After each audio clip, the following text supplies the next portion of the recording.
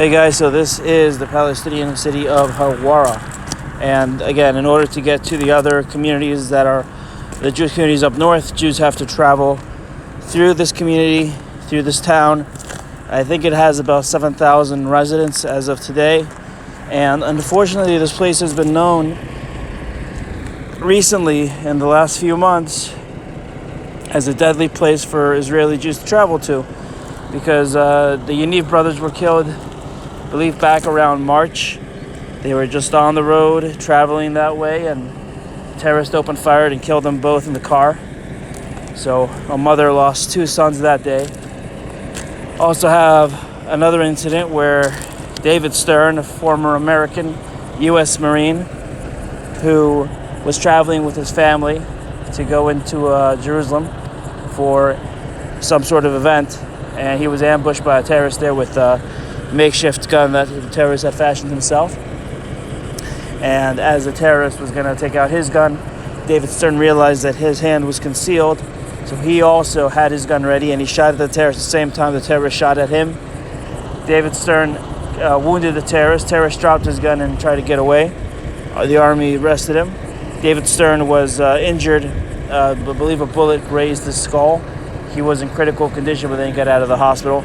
And this is the road that these guys traveled by. And it's a road that people travel through every day to get to the remote Jewish communities of Itamar, Alon Moreh, and Har Bracha, which are communities up north. And as you see, it's a vibrant community. It's a normal town. People come in and out. You might even have some Israeli Hebrew signs here on the left, because what they do is a lot of Israelis will go to get their car fixed at the garage because it's cheaper than getting it fixed by an Israeli garage. Yeah, vibrant community. There's also a lot of foreign money that poured into here, into Howwarah. The foreign money helped maintain some of the roads, helped build new buildings and expand the area and maintain it. Again, you got a lot of Israeli cars. You see that Israeli car in front of us, Palestinian cars on the left. Both Israelis and Palestinians use this road often. And this is what daily life is really like. You got a KFC. A lot of places in Israel don't have KFCs, but they have their own halal KFC here. And this is what Howwarah looks like. In the following video I'm going to show you guys, it's going to be of what happened with the Yaniv brothers were murdered on this road. And it's a newscast from I-24 explaining exactly what happened.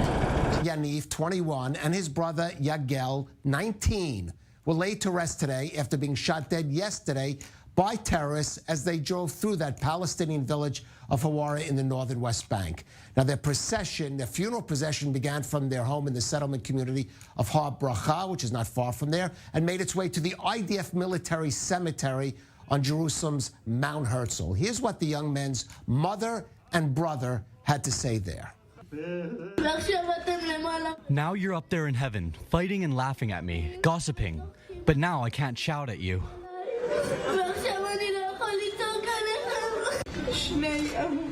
2 loved ones, my sons, my loved sons, who walk in the path of God. For them I cry. We've suffered a rupture, and there is no one to console us. This is from the international press of The Guardian. They claim that Jews basically went into Howwarah and massacred people and made some kind of a pogrom against the Palestinian residents of Howwarah. And this is how the news likes to exaggerate of what happens. The best thing to do is look at other people that were actually there. But anyway, just take a look at what this newscast says. Full of lies. It doesn't tell the whole story of what happened.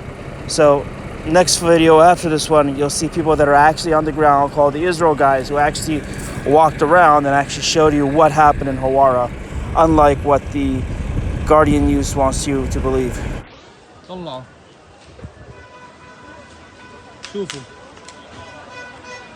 شوفوا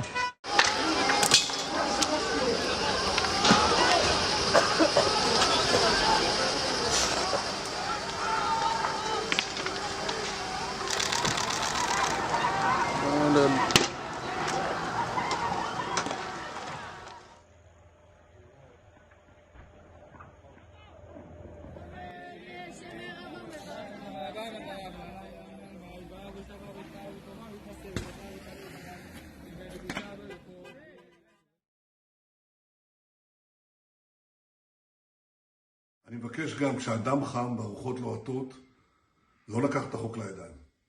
אני מבקש לתת לצה"ל ולכוחות הביטחון לעשות את עבודתם, ואני מזכיר לכם שבשבועות האחרונים הם חיסלו עשרות מחבלים ומנעו עשרות פיגועים.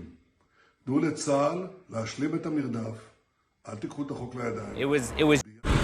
So these are the Israel guys. They're guys from America that have come. They're not Jewish. They live in Har Bracha, I believe, and they were actually there at the incident. So they can recall you about what actually happened at Howwarah, that they actually witnessed. And here is their actual testimony of the actual event in Howwarah, where the international media accuses Jews of making the pogrom, which didn't happen. Here's what really happened. It was too much. It was too brutal. Too many Jews have died just in the last 2 months. And so as we look at the response, just know this was a particularly horrific, brutal, barbaric execution that happened so close to home. Keep that in mind. So just hours after the horrendous attack took place, I was driving back from Jerusalem and actually drove through here personally, myself. So everything that we're sharing here is firsthand accounts of the actual stories. This is not the news headlines that you're reading and the videos that you're seeing, again, that were pointed towards a specific rhetoric and an ideology that they want to get across. What we're sharing with you now is the truth. What actually happened here? There were tires burning in the streets as I was driving through here. There were, rocks being thrown. And let's just say from both sides, there was Arabs up in these rooftops of these houses around us that were throwing rocks down.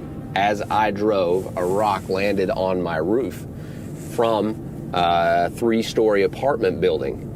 Now, this can be vitally dangerous. And again, why were the Jewish people throwing rocks? The IDF was not present at that scene where I was, and nobody was responding to the Arabs that were throwing rocks from the top of the building at Jewish cars as myself was driving through. They're throwing rocks at me. So who is to stop this? That's the reason the Jewish youth there were throwing rocks to try to stop the Arab rock throwers that were throwing rocks on my car. Did you ever hear that? Well, that's one of the reasons why there was rocks being thrown. And of course, the cameras turn and the CNN gets the pictures of youth throwing rocks. Not all the youth were throwing rocks. There's a very small percentage of the youth that were throwing rocks, that were engaged in any kind of violent manner at all. The majority of the people that were here, when I drove through immediately after the attack, were women and children, fathers and brothers that were simply mourning the loss of their neighbor, their friend, their relative. That's the people that were here. So if you've read any of the mainstream media headlines, one of the biggest things that you'll see is that dozens, or maybe even they'll say hundreds of Palestinian cars were burned, like a whole parking lot was set on fire. Well, I'm standing in front of the majority of the Arab cars that were actually burned. This is a junkyard. And no, I'm not going to stand here and say it was okay to burn these vehicles or condone it or anything like that. But you should know this is a locked up junkyard, junk cars that were set on fire. There weren't people in here. They weren't trying to hurt people or kill people or set perfectly good cars on fire.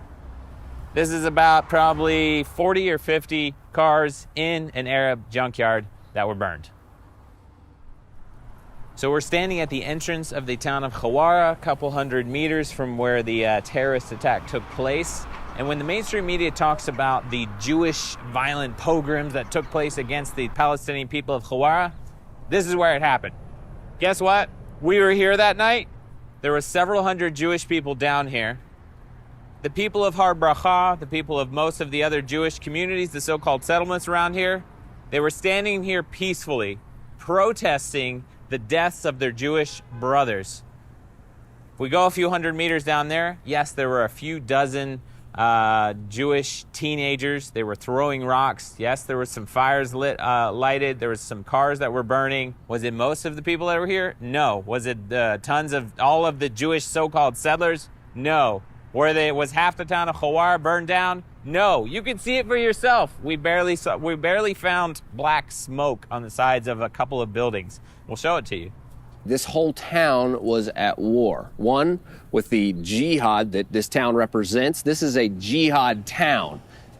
The terrorists are taking over this town, and that's why two of the finest of Israel were murdered in this town by jihadists. This town supports it. They were passing candies in the town surrounding, celebrating the death of two of the most precious Israelis of this area.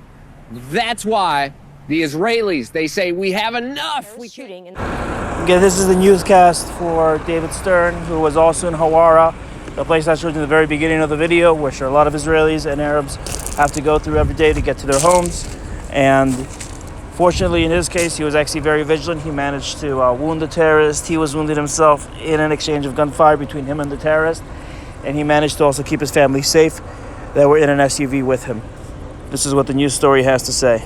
Palestinian town of Huwara. The former U.S. Marine who lives in the settlement of Itamar managed to return fire, wounding the terrorist, who was then arrested by soldiers after a short chase.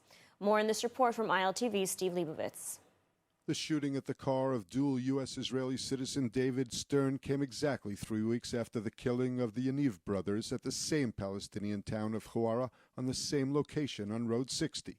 This time the victim managed to return fire at the gunman, and soldiers posted nearby were able to quickly apprehend the terrorist. Stern was hit by several bullets. He was taken to Beilinson Hospital in Petah Tikva, where his condition upon arrival was critical but has stabilized, and his life does not appear to be in danger. Stern is a former U.S. Marine who lived in Far Rockaway, New York before moving to Israel.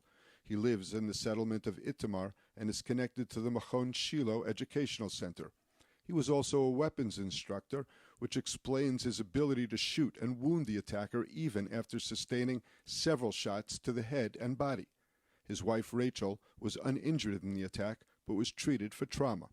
Immediately after the shooting, the wounded gunman attempted to flee the scene by foot. After a brief chase, troops located and detained the gunman, who had been wounded by the victims and troops' gunfire. A makeshift Carlo submachine gun used in the attack was found, as the terrorist dropped it as he was fleeing, identified as 40-year-old Liat Nasser from the nearby village of Medama. אני עצרתי לו לעבור את הכביש. שמתי לב שהוא חוסם יד אחד בצורה מאוד חשוד. התחלתי מיד ללכת לאקדח.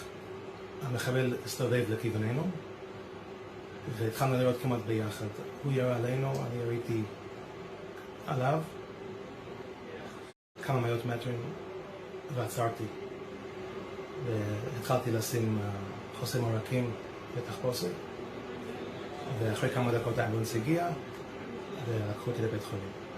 The Itamar resident called it a miracle that he survived.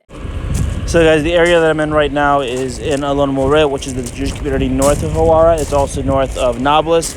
The city you see below that's right near the mountain is Nablus. It's where a lot of terrorists from the Lion's Den have been coming out and doing attacks.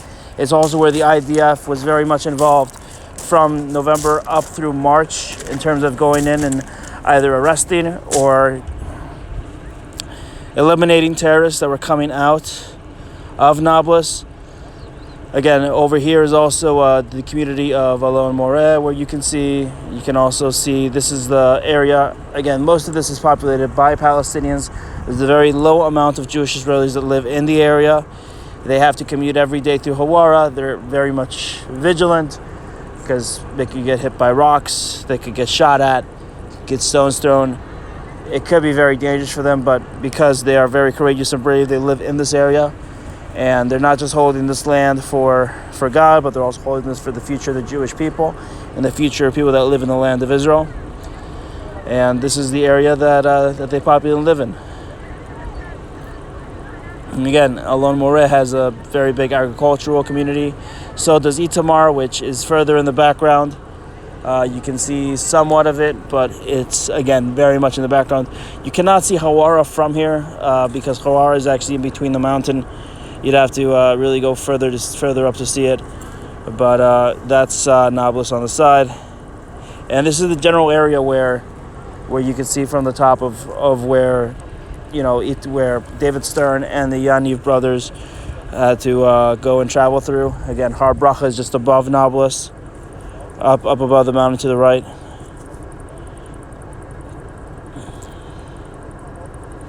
And this is the area. So anyways, I hope you guys like this video. If you like more, please comment, like, and subscribe.